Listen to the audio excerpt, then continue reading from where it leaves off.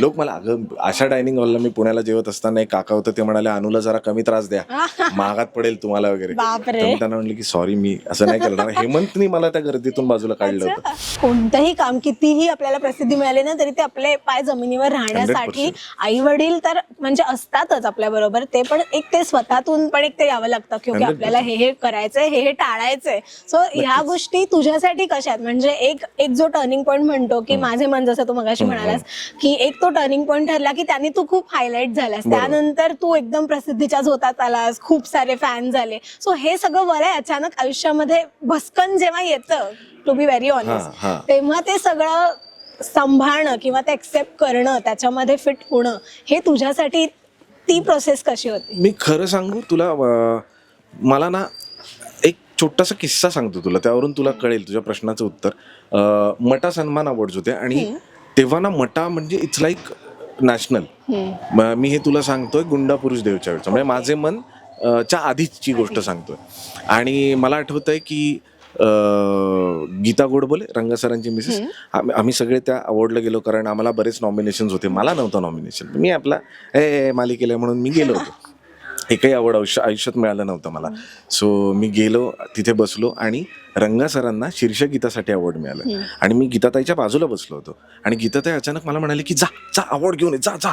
तुम्हाला कळलंच नाही, हे म्हणेपर्यंत कॅमेरे वळले, मी चालत गेलो आणि रंगा सरांचा अवॉर्ड मी घेतला. पण तो झालं, मी आलो, परत बसलो आणि त्यानंतर मी तिला विचारलं, म्हटलं गीताताई तू का पाठवलंस मला? खरं तर हे अवॉर्ड तू घ्यायला पाहिजे होतंस, रंगा सर नव्हते कारण कार्यक्रमाला. म्हटलं तू घ्यायला पाहिजे होतंस ना. ती म्हणाली की काय ना, जोपर्यंत त्या रेड कार्पेटवर चालण्याची चटक कळत नाही ना, तोपर्यंत त्यासाठी आपण मेहनत करत नाही. त्यानंतर मी खूप मेहनत केली. मला दरवर्षी असं वाटायचं की नाही, या वर्षीचा मटा, असं मी खूप प्रयत्न केले. एका पॉईंटला मला खरं काय झालं माहिती आहे, म्हटलं की जाऊ दे यार, आपल्याला नाही मिळत अवॉर्ड. आपण कितीही चांगलं काम करा, लोक अप्रिशिएट करतात, पण अवॉर्ड नाही मिळत आपल्याला. माझे मनचं आता मी तुला सांगतो. त्यावेळी ना मी ती गोष्ट सोडून दिली आणि त्या वर्षीचं नॉमिनेशन मला होतं, त्या वर्षी मला अवॉर्ड मिळालं. आणि त्या भूमिकेसाठी मी सलग 3 वर्ष मटा घेतलेला एकमेव अभिनेता होतो मी तेव्हा. आणि पण ना त्यावेळी माझ्या मनात ते काहीच नव्हतं. मी असं मी अवॉर्ड घ्यायचो आणि मला असं वाटायचं की ते असं असतं ना की खूप पळालो होतो यार तुझ्या मागे, पण आता तू नाही म्हणालीस ना, तर आता नाही यार, अभी छोड दे यार, अभी यार हार्ट ब्रेक हो गया यार. पण ही एक गोष्ट होती. आणि त्यामुळे कधी मला ना असं ते वलय आणि आपल्याला एक ग्लॅमर आहे या गोष्टींनी कधी मी भाळलोच नाही. असं मला खूप रस्त्यात लोक भेटतात, अप्रिशिएट करतात, फोटो मागतात. मी सगळ्यांना फोटो देतो, मी कधीच कोणाला नाही म्हणत नाही. आणि अशीच एक गोष्ट माझ्या घरात होती, कारण मी ना मग बरेच अवॉर्ड्स मिळाले. कसा देव आपल्याला गाईड करतो बघ. आणि माझ्या घरात ना मी एक असा रॅक बनवला होता, ज्या रॅकवर सगळे अवॉर्ड्स ठेवले होते मी.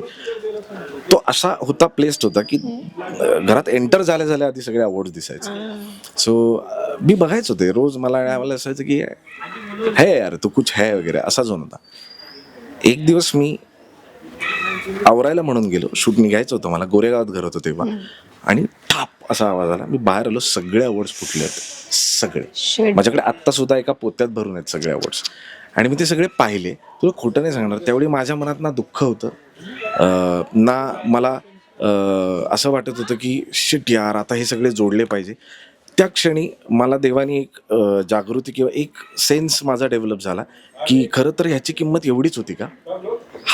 हे अवॉर्ड्स नाही तुटलेत, हा तुझा गुरूर तुटलाय का, ज्याला तू बघून म्हणत होतास की आय एम समवन. त्या दिवशी ते तुटले. आत्ता मागच्या 3-4 महिन्यापूर्वी माझ्या आईने ते सगळे अवॉर्ड्स काढले, ते सगळे जोडले आणि ते परत घरात ठेवलेत. पण तोपर्यंत ना मी ते सगळे एका याच्यात भरले. नो डाऊट मला किंमत खूप आहे त्या अवॉर्ड्सची, पण कुठेतरी ना मला असं वाटतं जोपर्यंत हे समोर आहे ना, तोपर्यंत आपण ह्याच्यात रमतोय. ज्या दिवशी ते माझ्या नजरेसमोरून गेले, त्या दिवशी मला आता कुठलं अवॉर्ड, काय करायचंय, फेम पाहिजे, ह्या गोष्टीच पलीकडे गेल्या.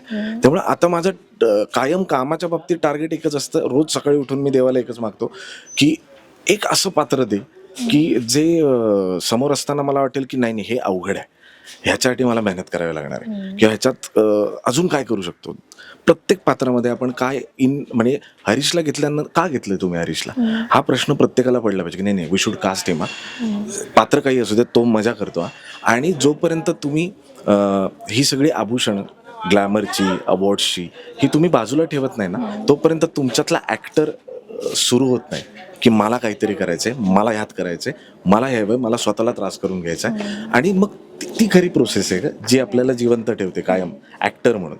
अवॉर्ड्स, लोकांनी ओळखणं, एका पॉईंटला हे युज टू होतं. म्हणजे आता झाले मला 19 वर्ष झाले इंडस्ट्रीमध्ये, मला माहिती आहे लोकांना मी आवडतो, मी लोकांना ग्रीट करतो, त्यांच्यामुळे सगळं चालतं. बट कुठेतरी आत अजूनही अतृप्त आत्मा येतो की ते नाही आहे का, ते नाही मिळत आहे का, अजून आपल्याला होत नाही आहे का. आणि इन रिझल्ट मी करत असलेला प्रत्येक सीन मी खूप मन लावून करतो. मला असं वाटतं की आजही ज्या पोझिशनला मी काम करतो त्यासाठी मुंबईत रोज 1,000 ते 1,500 लोक येतात आणि ज्यांना ती पोझिशन पाहिजे. मी जरा वीक पडलो ना ते माझी जागा जाणार आहे. त्यामुळे ह्या गोष्टीची जाणीव असणं खूप महत्त्वाचं आहे आणि प्रत्येक नटाला असावी असं मला वाटतं.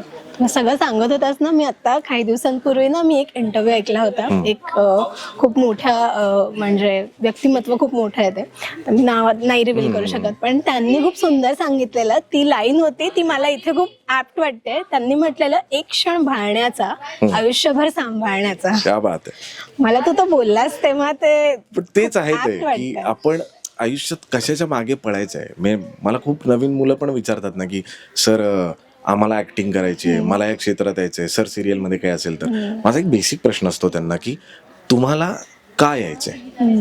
तुम्हाला अभिनेता म्हणून प्रूव्ह करायला यायचंय स्वतःला आजमावायला यायचंय की मला अभिनय येतो की नाही, की तुम्हाला ग्लॅमरसाठी यायचंय? तर 90% लोक या क्षेत्राकडे नाही, मला हे लोकांनी ओळखावं किंवा माझ्या सह्या घ्याव्यात, मग मला खूप पैसे मिळतील, या गोष्टीला भाळून येतात.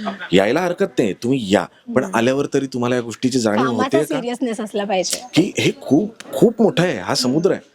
आजही मोठे मोठे लोक म्हणतात की आमचे पाय ओले झाले नाहीत अजून या अभिनय नावाच्या समुद्रात. तर मला असं वाटतं की प्रत्येकाने त्या अर्जनी जर काम केलं ना तर ती खरी मजा आहे. आणि त्यातच काय म्हणतात, गंमत ती आहे का काय, ग्लॅमर आणि या गोष्टी होत राहतात. गंमत ती आहे की एक पात्र तू करतेस आणि मग ते स्क्रीनवर बघताना तुला जी मजा येते ना, हे बघ हे असं केलं होतं, ते ही मजा आहे की आपण काहीतरी एक, त्याला परकाया प्रवेश असं म्हणतात, की आपण एक पात्र जगतो आणि ते पात्र लोकांना आवडावं यासाठी प्रयत्न करतो. इव्हेंच्युअली ते लोकांना आवडतं किंवा नाही आवडत, व्हॉट एव्हर. म्हणजे जेवढ्या शिव्या मी आता अविनाशसाठी खातोय, लोक मला, अगं अशा डायनिंग हॉलला मी पुण्याला जेवत असताना एक काका होतं, ते म्हणाले अनुला जरा कमी त्रास द्या, महागात पडेल तुम्हाला वगैरे. तर मी त्यांना म्हणलं की सॉरी, मी असं नाही करणार. हेमंतनी मला त्या गर्दीतून बाजूला काढलं होतं. सो बट मला असं वाटलं की हो रे, हे मी कधी अनुभवलं नव्हतं, निगेटिव्ह पब्लिसिटी मी अनुभवली नव्हती. बट चल ना, हे पण आहे की लोकांना राग पण येतोय आपला. सो ह्या गोष्टी पण असतात. सो आपण जे पात्र करतोय ते पोचतंय ना, एवढीच खबरदारी घ्यावी, बास, बाकी काही नको. किती छान बोलतोय. मला असं वाटतं मध्ये बोलूच नाही, ऐकत राहावं, इतकं छान बोलतोयस तू. रसिका हो, कलाकृती मीडिया म्हणजे मनोरंजनाची लयलूट. मनोरंजन क्षेत्रातील किस्से व घडामोडींचा आस्वाद घेण्यासाठी कलाकृती मीडिया या यूट्यूब चॅनलला सबस्क्राईब करा आणि व्हिडिओ लाईक करा.